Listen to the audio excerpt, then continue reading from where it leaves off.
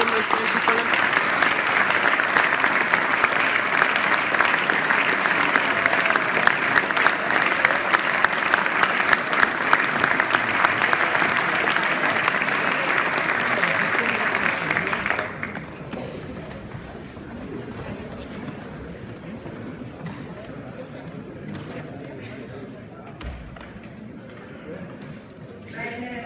Sehr geehrten Damen und Herren Abgeordnete, ich eröffne die 125. Sitzung des Nationalrates. Verhindert sind die Abgeordneten Bacher, Magister Greiner, Griss, Schönecker, Hacki, Habenecker, Schrangl, Zanger, Rossmann und Dr. Habe.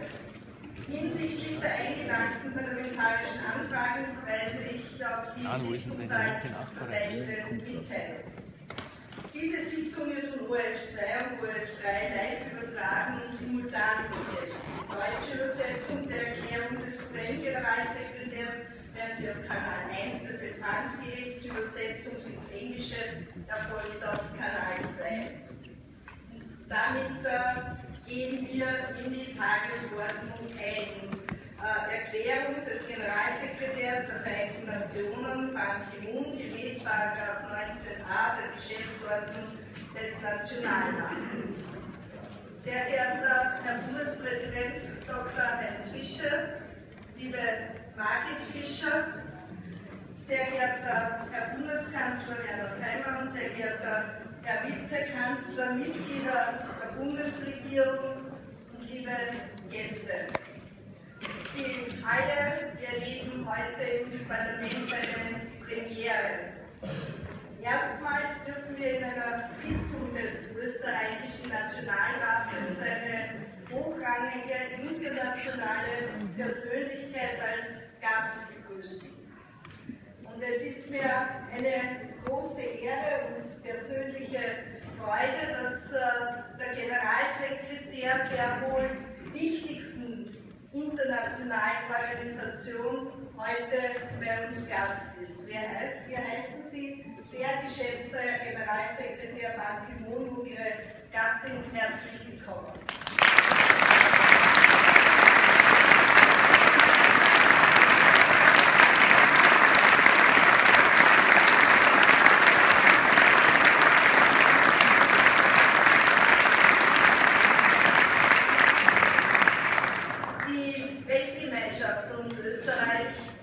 Ein Teil von mir ist mit immensen Herausforderungen konfrontiert.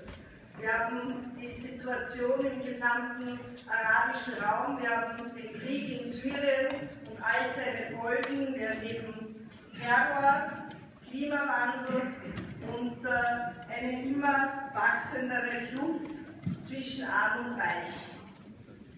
Kein Land dieser Welt allein kann auch nur eines dieser Probleme lösen. Und dennoch müssen wir ein doch paradoxes Phänomen beobachten.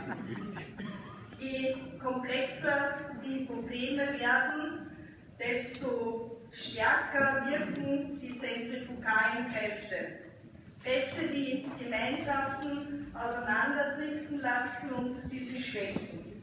Die Folgen sind wiedererstarkende Nationalismen und Tendenzen der Entsolidarisierung. Dem müssen wir entgegentreten durch Dialog, indem wir einander zuhören und auch über den Tellerrand blicken.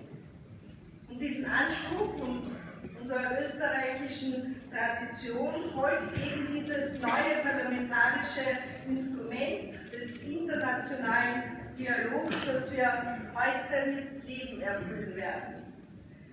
Sehr geehrter Herr Generalsekretär Ban Ki-moon, mit den Augen der UNO sieht die Welt größer aus und die gewählten Abgeordneten des österreichischen Parlaments, die österreichische Bundesregierung und mit ihnen tausende Österreicherinnen und Österreicher an den Bildschirmen schenken Ihnen nun unsere volle Aufmerksamkeit und ich lade Sie nun ein, Ihre Erklärung abzugeben.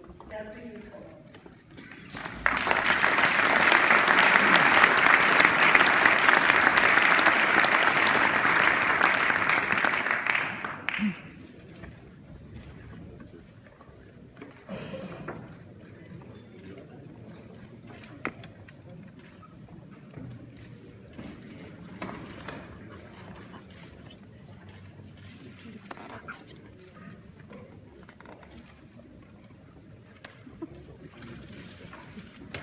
Ihre Exzellenz, Herr Bundespräsident Heinz Fischer, sehr geehrte Frau Doris Press, Präsidentin des Nationalrates, sehr geehrte Bundeskanzler Werner Faymann, sehr geehrte Mitglieder der Bundesregierung, sehr geehrter Herr Josef Saller, Präsident des Bundesrates, erwürdigte Mitglieder des Parlaments, meine Damen und Herren. Es ist mir eine große Ehre, als erster internationaler Gast eine Ansprache in diesem Parlament halten zu dürfen. Ich danke Ihnen für Österreichs wichtigen Beitrag zur Arbeit der Vereinten Nationen und dafür, dass Sie ein so großzügiges Gastland sind. Honorable parliamentarians, in the vocabulary of the international community, Vienna and Austria is synonymous with global action. Here we negotiated the Vienna Declaration on Human Rights, the Vienna Convention for the Protection of the Ozone Layer, and even a pact of the pacts, the Vienna Convention on the Law of Treaties, as well as many other international treaties and conventions which govern today's world. The United Nations convenes major meetings here on issues at the top of the global agenda. Vienna is a hub for United Nations action on nuclear energy, drugs and crime, industrial development, and many more. This week, Vienna is hosting all United Nations system leaders for our semi-annual Chief Executive Board meeting. I thank you for your warm hospitality and strong support. Just yesterday, we marked the 20th anniversary of the CTBTO, Comprehensive Nuclear Test Ban Treaty Organization here. This was a homecoming for me, 17 years after I chaired the Preparatory Commission of the CTBTO. At that time, I served here as my country, Korea's ambassador. It turned out to be that was my first and last posting as ambassador. Although that assignment was rather brief, Vienna's passion and energy helped to define the course of my future life, leading me to serve this great organization, United Nations. I was especially inspired by Vienna's vibrant arts. One of my initiatives was to organize the first Österreichischen Koreanische Philharmonie or Austria-Korean Philharmonic Orchestra here in Vienna, which is still going on. It embodies harmony between the two countries. I am very proud to have organized and established that Philharmonic Orchestra. Vienna will always hold a special place in my heart. My wife and I remain so close to our friends from those days.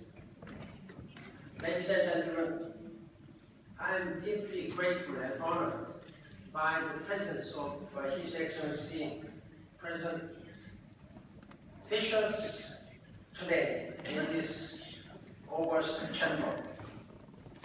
I met President Fischer when he was a Speaker of the National Assembly.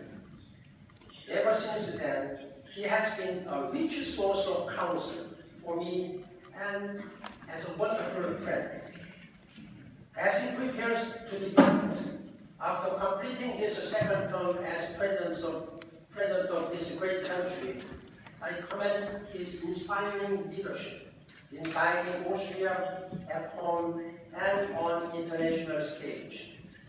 My wife and I took a rare vacation here last New Year's Eve to start 2016 among our Austrian friends by participating in the world's unique Vienna Philharmonic New Year's concert.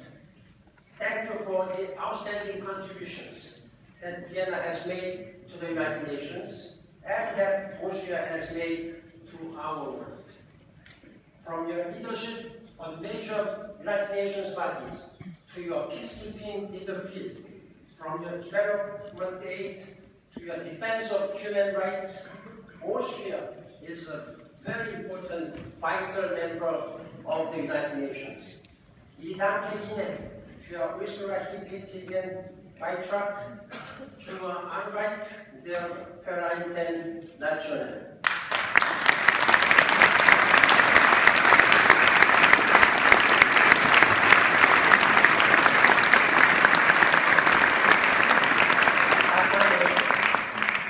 Excellencies, distinguished members of the Parliament, ladies and gentlemen, we urgently need global citizenship to address the many threats facing the world. Insecurity is spreading all throughout the world. Inequality among people, among nations is growing.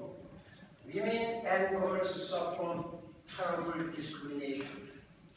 Too many people in too many places are excluded because of their race, religion, faith, sexual orientation, gender identity, and other superficial differences. Violent extremism are continuing atrocities designed to divide and destroy communities. The response must be thorough, yet thoughtful. The United Nations Plan of Action to prevent violent extremism focuses on addressing the drivers of the threats. No single country or region, however powerful or resourceful may be, can resolve global problems on its own. The United Nations is forging common solutions. We must be united. We must show global solidarity based on unity. Excellencies, distinguished members of the Parliament, throughout my service as the Secretary General of the United Nations, I have stressed the importance of global problem solving and the need for greater international solidarity. I have made it a point to listen to people on the front lines of human suffering. I'm especially touched by the children who have been forced to flee their homes. They reminded me of when I was just a 6-year-old boy after the Korean War. My family, my parents, had to flee to the remote mountains during the Korean War. Today's refugee children are caught up in the biggest displacement crisis of our era. I have been calling the leaders around the world and everywhere, especially in Europe, to respond with compassion and respect for human rights. Austria has shown its solidarity through the years. In 1956, this country opened its borders to Hungarians fleeing the Soviet crackdown. During the Balkan Wars of the 1990s, Austria was a haven for thousands